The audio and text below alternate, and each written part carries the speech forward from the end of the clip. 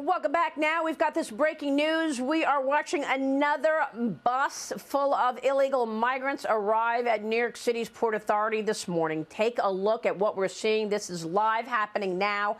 And as you see, the migrants are coming off of the bus into Port Authority. We do not know where they're going from here, but as you know, Texas Governor Greg Abbott has been sending buses to big cities to make sure people understand what Texas is dealing with 2 million people apprehended just in the last year. Texas Governor Greg Abbott's office slamming New York City Mayor Eric Adams.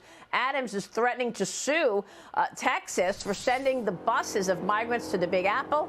An Abbott spokesperson is accusing Adams of hypocrisy, saying flat out lying and selectively attacking Texas's busing operation while conveniently ignoring migrants bussed into New York City by Democrat-led El Paso and flown by President Biden from Governor Abbott's office. Joining me right now is New York Congressman and the ranking member of Homeland Security Committee, John Katko. Congressman, thanks very much for being here. You're in Washington, we're in New York, and we watch another bus just arrived at Port Authority this morning.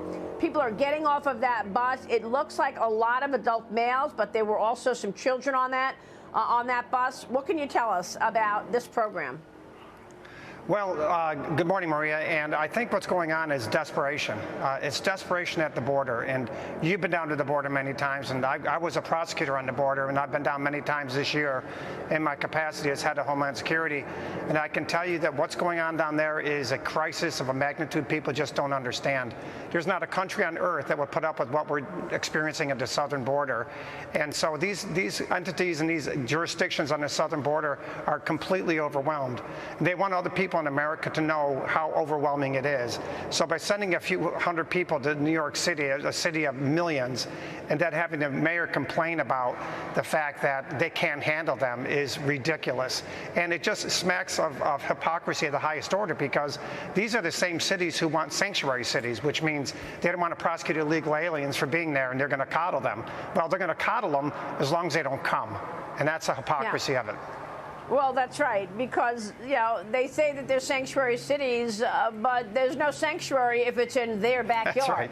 And that's what we saw this weekend at Martha's Vineyard, when the leadership at Martha's Vineyard rounded all those 50 migrants up and they sent them to Cape Cod. And they sent them to a military base, and then they said, oh, they enriched our lives, and they were so happy. No, they weren't happy to leave Martha's Vineyard and go to Cape Cod. But look, I digress. We're talking about New York, and border agents have already encountered nearly 204,000 migrants in August alone. 69% were single adults. 22% had at least one prior encounter in the previous 12 months. So they broke the law, they went back home, and then they came back again, and they got in. Why is the administration allowing this? Well, the administration is allowing this because I just think that everyone that wants to come into this country should come into this country. You can't have law and order when that happens. And there literally isn't a country in the world, I don't care how liberal that country may be, there's not a European country that will put up with this. They just want these people to come across because they feel sorry for them or whatever. Listen, I was just in Honduras and Guatemala. They don't want the people coming to the United States, but the president has created a huge pull factor, and the Guatemalan and Honduran citizens are telling me time and again how much these people are being exploited on the trip. There's counties along the border in Texas that have to cut their budgets by 10, 15 to 20% just to deal with the dead bodies. There's some counties that are dealing with 1 or 2 deaths a day from people coming across. It's dangerous. Women are getting raped and exploited. Children are being exploited. And it's not a way to do it. If you want to fix immigration, let's sit down and fix it. This isn't the way to fix it. This is chaos, and this is really bad. And by the way, more than 100,000 Americans have died of drug overdoses in the last year. It's now the #1 killer for people 18 to 45 years old. The #1 killer. And the cartels are able to get it across because of the humanitarian crisis. Well, I was told that the cartels are making $200 million a week just on human smuggling. That doesn't even include the drug smuggling. The Biden administration has overturned a number of Trump administration policies in place. And then when they were told to resume, they basically blew off the law. Now they're claiming they're going to resume construction of President Trump's border wall next month. Will it really happen?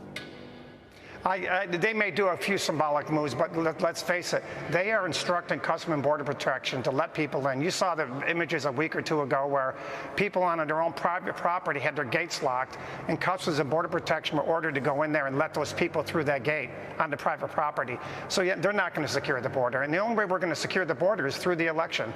And if we take over the House next in the fall, like I think we're going to, I'm in charge of the blueprint. The blueprint's ready to go, and on day one, we're going to have a blueprint to secure the border and hopefully have real meaningful immigration reform follow that. But you got to secure the border first, or you can't even begin to have the discussion on immigration reform.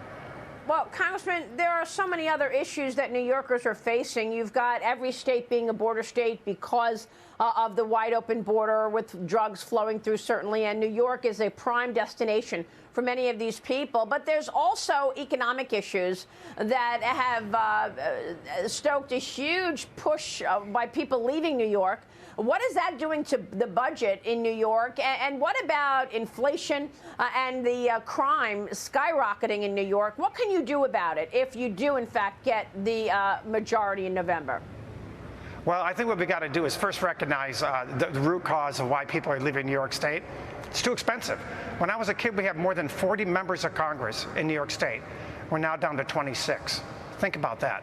In the meantime, Florida went the exact opposite way. In states where there's low taxes and better business environments, New York is starting to realize that to some extent. So we have to change the dynamic with respect to the tax structure in New York State and the business structure in New York State. But we also have to. Crime issues are very, very important. That's another prong of what I'm responsible for, is the crime issues. And we're going to send a lot of funding back to the states to refund police and to have ties to that funding, so to make sure that if they accept the funds, they're not going to have sanctuary cities. They're not going to have bail, no bail for murderers, that type of stuff. Yeah. So there's a lot we can do when we take over the House, and we're really excited about it. And we're going to do it, and inflation is probably one of the biggest reasons why we're going to do it.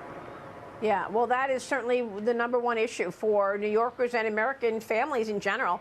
Congressman, we'll be watching. Thanks very much for being here this morning. Thanks again.